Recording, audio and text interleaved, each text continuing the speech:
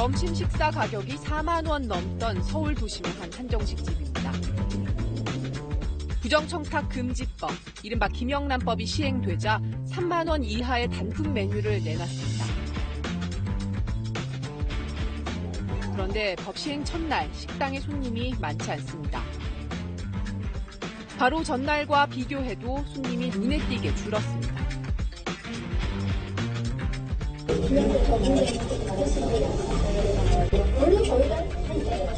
사람이 뭐 줄지는 않죠?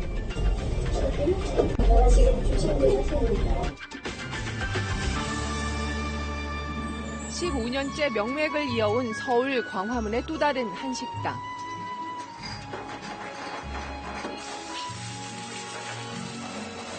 점심시간이 가까워지자 29,800원짜리 갈비찜 세트 메뉴를 준비하는 손길이 바빠집니다. 법 시행에 맞춰 새로 내놓은 메뉴입니다. 단가를 맞추기 위해 한우 대신 미국산 소고기를 썼습니다. 저희의 식당은 우리의 식자재 또 우리의 한우 그것을 제공을 해가지고 그 음식을 만들어내는 곳이었는데 처음으로 이제 미국산 고기를 쓰게 되니 고객들이 어떻게 반응하실지 가장 걱정됩니다. 김영란법이라고 불리는 부정청탁금지법이 우여곡절 끝에 시행됐습니다. 부정청탁을 한 사람이나 받은 사람 모두 대가성이 없어도 처벌되고 또 직무와 관련이 있던 사람들끼리 주고받던 선물이나 경조사비, 밥값에도 제한이 생겼습니다. 보다 공정하고 투명한 사회로 가기 위한 첫 발을 뗀 셈인데요. 우리 경제와 문화 전반에도 큰 변화가 불가피해 보입니다. 기대와 우려가 공존했던 시행 첫 주, 그 현장을 따라가 봤습니다.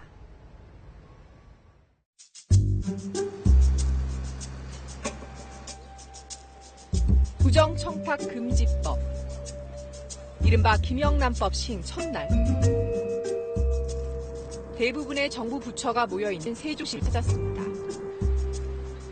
점심시간이 가까워지자 청사박 식당가로 삼삼오오 사람들이 모여듭니다. 대부분 동료들끼리 점심을 먹으러 나온 공무원들입니다. 주로 찾는 곳은 저렴한 밥집. 우리 식당은 주로 많이 이용하고 고치입니다. 외부 인사들과는 아예 만나지 않으려는 분위기가 역력합니다. 아무래도 법 시행되고 나서 초반에는 조금 조심하는 분위기들이 많이 있고요. 그래서 약속이나 이런 것들도 자제하고 그런 분위기들은 있습니다. 1인분에 2만 원 안팎인 식당엔 손님들의 발길이 뜸하다 못해 적막하기까지 합니다. 접대와는 무관한 식사 모임이 많다는 한 일식집. 점심시간인데도 홀 전체가 텅 비어 있습니다. 오늘이 수요일인데 예약이 없어요. 보통 이거 생기기 전까지만 해도 예약이 꽉 찼어요. 앞으로 더 타격이 많거든요. 저희뿐만 아니라. 공무원 접대 수요가 많은 또 다른 고급 한우 식당도 김영란법 시행 전날인 27일을 마지막으로 손님들의 발길이 뚝 끊겼습니다. 손님들이 오늘은 2부다. 나는 크리스마스 2부나 했더니 이제 연말법 때문에 이제 못 온다. 이런 식으로 말씀하시더라고요. 다들 더치페이해서 이제 고기는 안 먹고 깡소주를 먹어야 된다. 청탁금지법 직접 적용 대상자는 400만 명. 여기다 청탁을 한 사람이나 금품을 제공한 사람도 처벌을 받기 때문에 사실상 국민 대부분이 법의 적용을 받을 수 있습니다. 회사 차원에서 전혀 약속을 하지 말라. 그런 지침이 내려왔죠. 연말까지 조심을 하라는 이유가 뭐냐면 이제 법이 시행되고 초창기이다 보니까 시범 케이스로 걸리면 어쨌든 그게 굉장히 사회적인 이슈가 되다 보면은 거기에서 오는 데미지가 클 수가 있잖아요. 판례가 없기 때문에 어느 정도 선이 이게 불법인 것이고 어느 정도 선이 적법인 것인지 그 기준이 굉장히 모호합니다. 그래서 굉장히 보수적으로 접근해야겠죠. 서울 정부청사 앞에서 20년 넘게 꽃집을 운영하고 있는 김충희 씨도 청탁금지법 시행의 여파를 실감하고 있습니다. 경조사 비용이 화환 가격을 합쳐 10만 원으로 정해지면서 결혼식장에 보낼 화환 주문이 눈에 띄게 줄었기 때문입니다.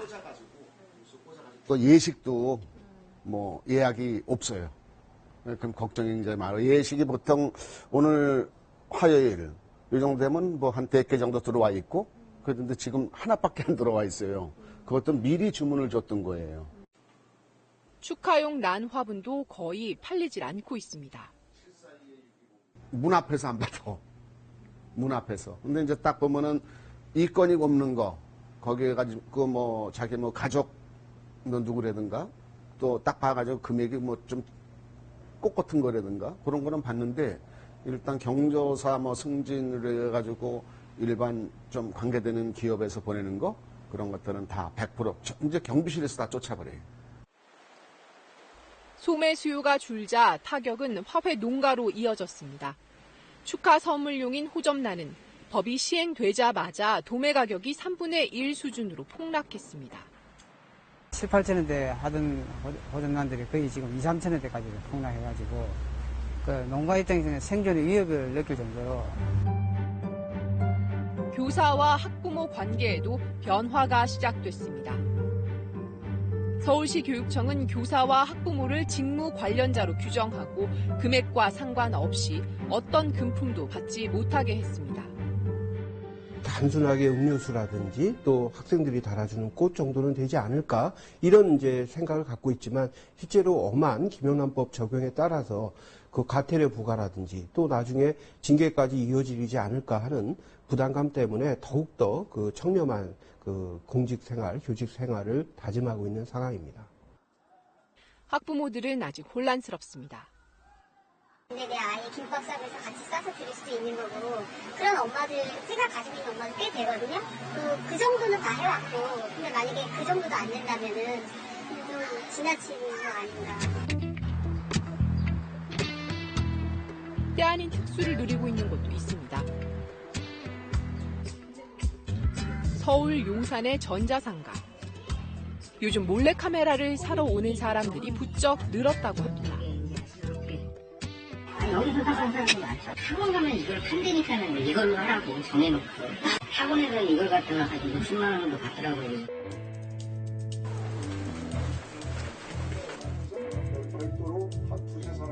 몰래카메라를 판다는 학원을 찾아가 봤습니다. 30명 가까운 사람들로 가득한 교실. 강사는 시키는 대로 하면 큰 돈을 벌 수 있다며 증거 수집 요령을 가르쳐줍니다. 단속 성질을 묘하게 피한단 말이에요. 여러분들이 한 발 없어야 돼요. 그러면 그 조그맣게 그 메모해 놓은 거, 그 암호 표시를 해 놓은 거, 그것까지 촬영을 하란 말이에요. 이렇게 마이너스 2는 20만 원 뺀 거고, 마이너스 3은 30만 원 뺀 거고. 결정할 수 없어요. 최대 2억 원에 이르는 김영란법 신고 포상금을 받을 수 있는 방법을 가르치고 있는 겁니다. 처음에는 설마 진짜 그렇게 되려나 했는데, 잠깐 원장님 말씀 들어보니까 정말 나만 잘 하면은 많은 소득을 올릴 수도 있을 것 같네요. 내가 소득을 올림으로써 아까 얘기하셨듯이 진짜 우리나라가 청렴한 사회, 살기 좋은 사회가 될 수도 있을 것 같고. 강의는 무료, 학원은 몰래카메라 등 장비를 팔아서 수입을 올립니다. 우리한테 카메라를 사는 사람은 카메라 마진으로 이제 보충을 하고요. 안 사는 사람들은 뭐 어쩔 수 없는 거 자기들이 알아서 하는데, 용사이나 딴 데가 사와도요, 결국 우리한테 마진을 주는 꼴이에요. 우리가 다 거기 공급을 하니까요. 그러나 섣불리 장비를 구입해 대박의 꿈을 쫓아 나섰다간 자칫 범법자가 될 수도 있습니다. 금품 향응하는 그런 장면들에 대해서 불법적으로 녹취를 한다든가, 아니면 또 영수증을 확보하기 위해서 그런 것들을 불법적으로 취득하게 되면 결국 절도라는 형법상 절도의 책임도 물을 수 있는 거고요. 법 시행 초기 혼란은 불가피해 보입니다. 첫 신고자는 112에 전화를 걸어서 학생이 교수에게 이 캔커피 주는 걸 봤다 이렇게 말했습니다. 하지만 신원을 밝히지는 않아서 정식으로 신고가 접수되지는 않았습니다. 한국경제연구원은 소비가 위축되면서 청탁금지법 시행으로 인한 경제적 손실이 11조 6천억 원에 달할 거란 전망을 내놨습니다.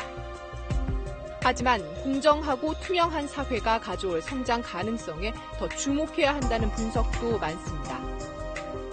단기적으로는 관련된 업종이 좀 피해를 볼 수도 있긴 하지만 우리가 좀 멀리 본다면 그리고 한국이 선진국으로 나아가고자 한다면은 사회의 어떤 부패라든가 불합리한 요소들이 사라지고 궁극적으로는 우리나라의 성장력을 높이는 그런 효과가 있을 것으로 기대됩니다. 연줄, 접대, 청탁 문화를 끝내기 위한 거대한 실험. 막은 몰랐습니다.